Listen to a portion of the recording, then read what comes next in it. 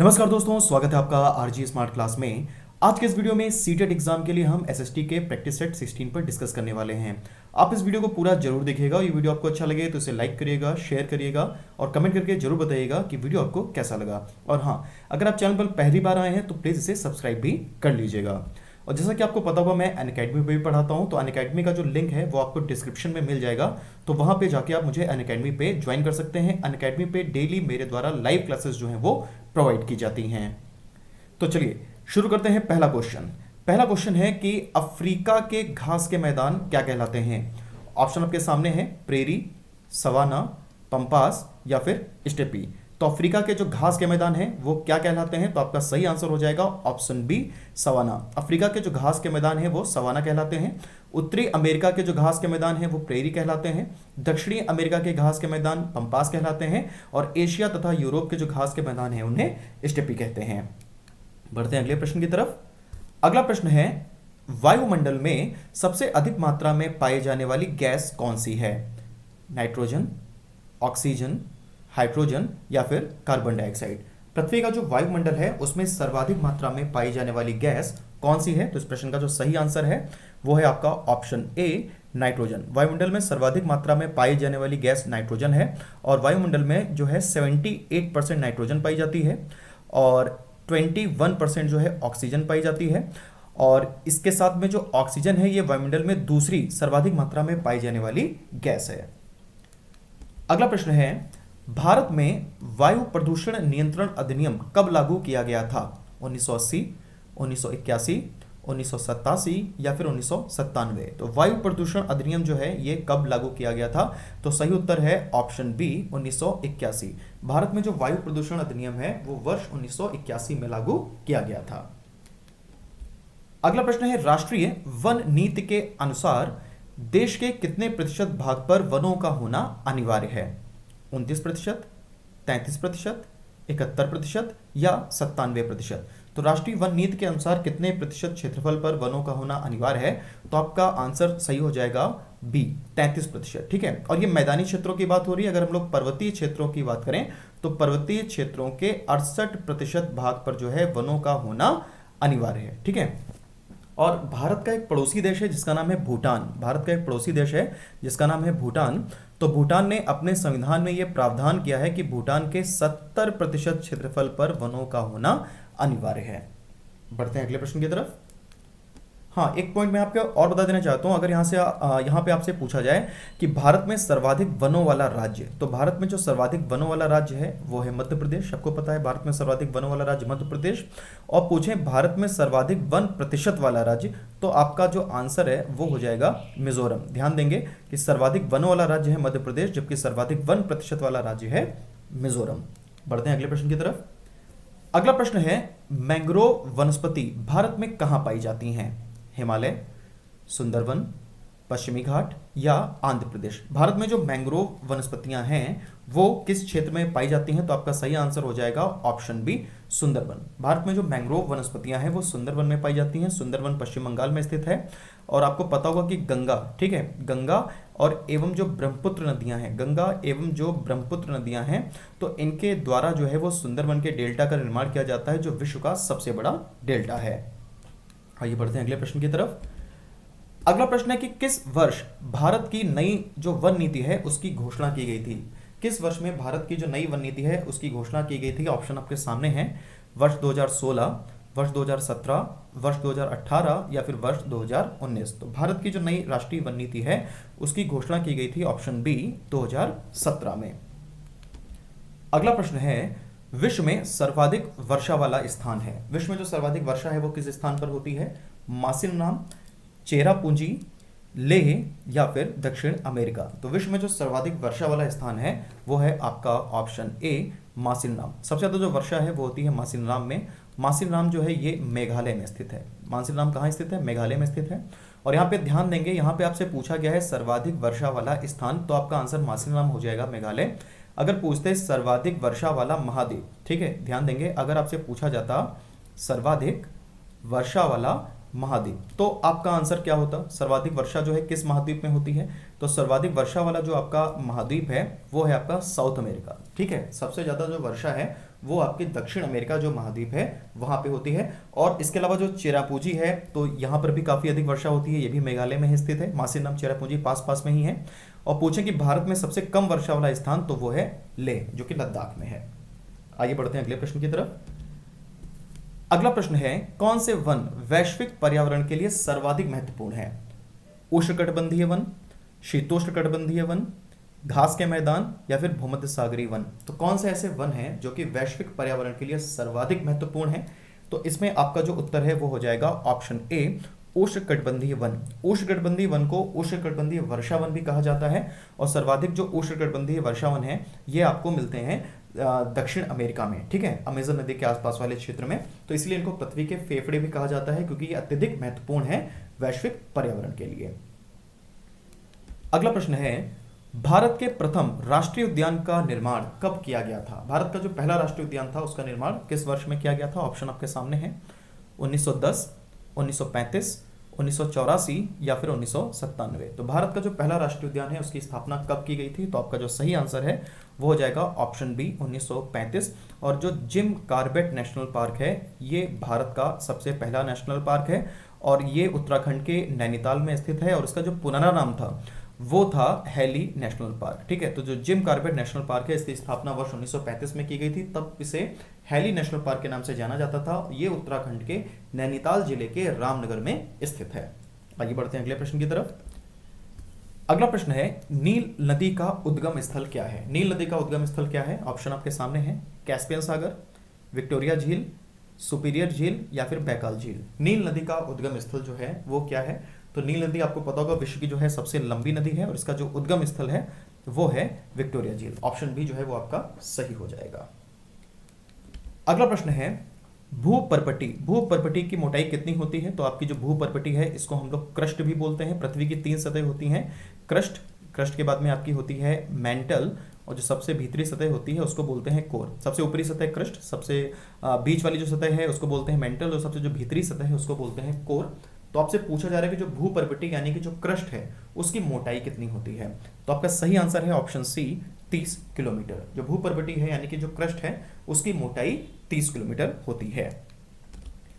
अगला प्रश्न है, पृथ्वी पर सर्वाधिक मात्रा में पाया जाने वाला तत्व जो है वो कौन सा है?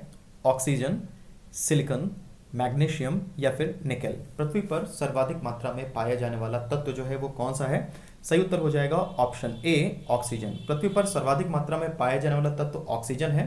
अगर यहीं पर पूछा जाए कि पृथ्वी पर सर्वाधिक मात्रा में पाई जाने वाली धातु कौन सी है, तो आपका आंसर हो जाएगा एल्यूमिनियम। आइए बढ़ते हैं अगले प्रश्न की तरफ। अगला प्रश्न है, पृथ्वी के नीचे जाने पर कितनी गहराई पर तापमान 1 डिग्री सेल्सियस जो है वो बढ़ जाता है? 25 मीटर, 32 मीटर, 36 मीटर या फिर 37 मीटर। पृथ्वी के नीचे जाने पर कितनी गहराई पर जो तापमान है तो उसमें 1 डिग्री सेल्सियस की बढ़ोतरी हो जाती है। तो आपका सही आंसर हो जाएगा ऑप्शन बी, 32 मीटर।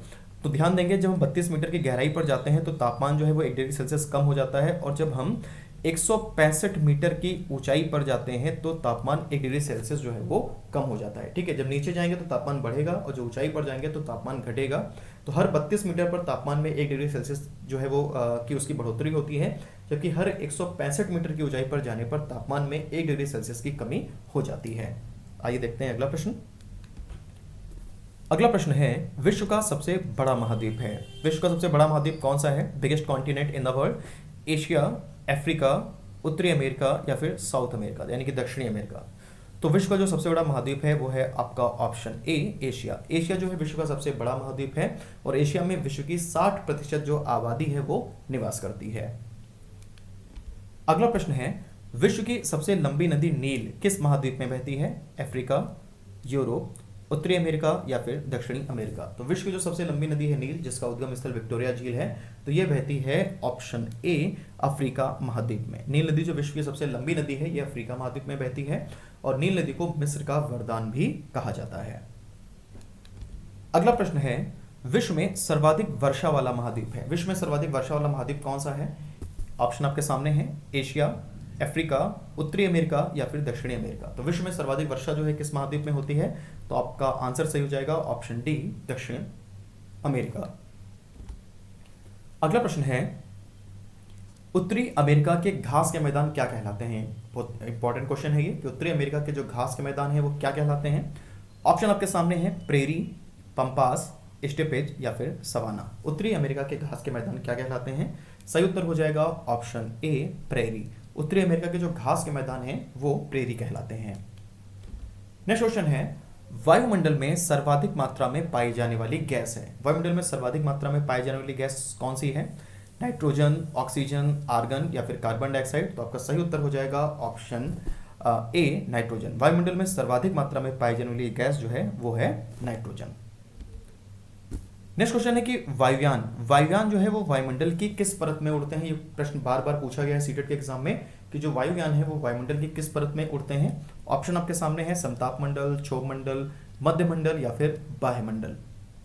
तो वायुयान जो है वो वायुमंडल की किस परत में उड़ते हैं? सही उत्तर हो जाएगा ऑप्शन ए समताप मंडल। समताप मंडल को इंग्लिश में स्ट्रेटोस्फेयर भी बोलते हैं। तो जो वायुयान है वो समताप मंडल में उड़ते हैं, क्योंकि जो क्षोभ मंडल है तो उसमें सभी मौसम संबंधी घटनाएं होती हैं और क्षोभ मंडल की ऊपरी परत होती है समताप मंडल, जहां पर मौसम एकदम साफ रहता है। तो इसलिए जो वायुयान है वो समताप मंडल में उड़ाए जाते हैं। अगला प्रश्न है विश्व की सबसे ऊंची पर्वत चोटी माउंट एवरेस्ट किस देश में स्थित है? माउंट एवरेस्ट किस देश में स्थित है? नेपाल, भारत, चीन या फिर संयुक्त राज्य अमेरिका। तो विश्व की जो सबसे ऊंची पर्वत चोटी है माउंट एवरेस्ट वो स्थित है ऑप्शन ए नेपाल में। और जो माउंट एवरेस्ट की ऊंचाई है वो है 8,848 मीटर। याद रखेंगे माउंट एवरेस्ट की ऊंचाई जो है कितनी है? 8,848 मीटर। अगला प्रश्न है विश्व का सबसे ऊंचा पर्वत है। विश्व का सबसे ऊंचा पर्वत जो है वो कौन सा है? ऑप्शन आपके सामने है। विश्व का सबसे ऊंचा पर्वत हिमालय, एवरेस्ट, एंडीज या फिर अरावली। तो विश्व का सबसे ऊंचा पर्वत कौन सा है? तो आपका सही उत्तर हो जाएगा ऑप्शन ए हिमालय। विश्व का जो सबसे ऊंचा पर्वत है वो है हिमालय, जिसकी सबसे ऊंची चोटी है एवरेस्ट। एंडीज विश्व की सबसे लंबी पर्वतमाला है, जबकि अरावली विश्व की सबसे प्राचीन पर्वतमाला है। अगला प्रश्न है विश्व की सबसे लंबी पर्वतमाला है। ऑप्शन आपके सामने है हिमालय, एंडीज, आल्पस या फिर अरावली। विश्व की सबसे लंबी पर्वतमाला कौन सी है? तो सही उत्तर हो जाएगा आपका ऑप्शन बी एंडीज। एंडीज विश्व की सबसे लंबी पर्वतमाला है जो कि दक्षिण अमेरिका महाद्वीप में है। नेक्स्ट क्वेश्चन है विश्व का सबसे ऊंचा ज्वालामुखी है। विश्व का सबसे ऊंचा ज्वालामुखी जो है वो कौन सा है? स्ट्रम्बोली, कोटापैक्सी, फ्यूजियामा या फिर ओजस डेल सलाडो। विश्व का सबसे ऊंचा ज्वालामुखी जो है वो कौन सा है? तो सही उत्तर हो जाएगा ऑप्शन बी कोटापैक्सी। कोटापैक्सी जो है ये विश्व का सबसे ऊंचा ज्वालामुखी है और ये साउथ अमेरिका में है। नेक्स्ट क्वेश्चन है विश्व का सबसे बड़ा रेगिस्तान है। विश्व का सबसे बड़ा रेगिस्तान कौन सा है? ऑप्शन है सहारा, कालाहारी, गोबी या फिर थार। तो विश्व का जो सबसे बड़ा रेगिस्तान है वो है ऑप्शन ए सहारा। सहारा रेगिस्तान विश्व का सबसे बड़ा रेगिस्तान है, जिसका विस्तार 11 देशों में है। याद रखेंगे सहारा रेगिस्तान का विस्तार जो है ये 11 देशों में है और ये अफ्रीका महाद्वीप में स्थित है।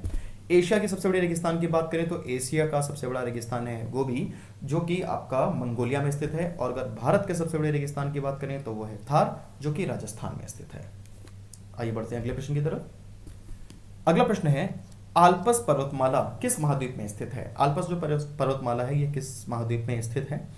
एशिया, यूरोप, उत्तरी अमेरिका या फिर दक्षिणी अमेरिका। आल्पस पर्वतमाला किस महाद्वीप में स्थित है? सही उत्तर हो जाएगा आपका ऑप्शन बी यूरोप। ठीक है, आल्पस जो पर्वतमाला है ये यूरोप महाद्वीप में स्थित है। नेक्स्ट क्वेश्चन है दक्षिण भारत की सबसे ऊंची पर्वत चोटी है। दक्षिण भारत की सबसे ऊंची पर्वत चोटी जो है वो कौन सी है? विंध्याचल, अनाईमुड़ी, नीलगिरी या फिर सह्याद्री। ठीक है, दक्षिण भारत जो है इसकी सबसे ऊंची पर्वत चोटी जो है वो कौन सी है? विंध्याचल, अनाईमुड़ी, नीलगिरी या फिर सह्याद्री। तो सही उत्तर हो जाएगा ऑप्शन बी अनाईमुड़ी। ठीक है, एक पर्वतमाला है दक्षिण भारत में जिसका नाम है अन्नामलाई। ठीक है, पर्वतमाला का नाम क्या है? अन्नामलाई। तो ये सबसे ऊंची पर्वतमाला है और इसकी जो सबसे ऊंची चोटी है उसका नाम है अनाईमुड़ी। आइए बढ़ते हैं अगले प्रश्न की तरफ। और दक्षिण भारत में एक और सबसे ऊंची पर्वत चोटी है, एक पर्वत श्रृंखला है जिसका नाम है नीलगिरी। तो नीलगिरी जो पर्वत श्रृंखला है इसकी सबसे ऊंची पर्वत चोटी भी अक्सर पूछ ली जाती है, तो उसका आंसर है दोद्दा बेट्टा और ये तमिलनाडु में स्थित है। चलिए बढ़ते हैं अगले प्रश्न की तरफ। अगला प्रश्न है कि भारत का पूर्वी घाट एवं पश्चिमी घाट किस राज्य में मिलते हैं? तो भारत में जो पूर्वी घाट और पश्चिमी घाट हैं ये किस राज्य में जो है वो आपस में मिलते हैं? ऑप्शन आपके सामने है आंध्र प्रदेश, तमिलनाडु, ओडिशा या फिर केरल। तो आपका सही उत्तर जो है वो हो जाएगा ऑप्शन बी तमिलनाडु। भारत में जो पूर्वी घाट एवं पश्चिमी घाट हैं तो ये तमिलनाडु में आपस में मिलते हैं। तमिलनाडु में नीलगिरी पर्वत श्रृंखला है जैसा मैंने आपको अभी पहले बताया। तो आपकी जो नीलगिरी पर्वत श्रृंखला है, तो यहीं पर जो पश्चिमी घाट, पूर्वी घाट और पश्चिमी घाट हैं, ये आपस में मिलते हैं, और ये पूर्वी घाट और पश्चिमी घाट जहां पर आपस में मिलते हैं, तो ये जो नीलगिरी पर्वतमाला है ये तमिलनाडु में स्थित है। आइए बढ़ते हैं अगले प्रश्न की तरफ। अगला प्रश्न है, ज्वालामुखी से निकलने वाली गैसों में सर्वाधिक प्रतिशत किस गैस का होता है? बहुत ही महत्वपूर्ण क्वेश्चन है ये, कि ज्वालामुखी से निकलने वाली गैसों में सर्वाधिक प्रतिशत किस गैस का होता है?